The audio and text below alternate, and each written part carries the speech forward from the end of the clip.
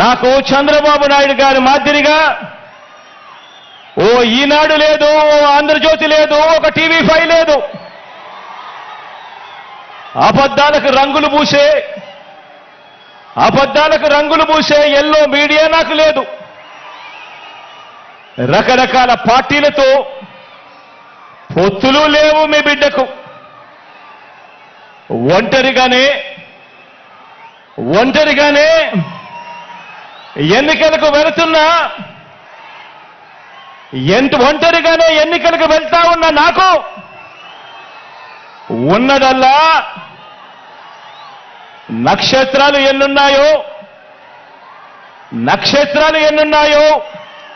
అంతమంది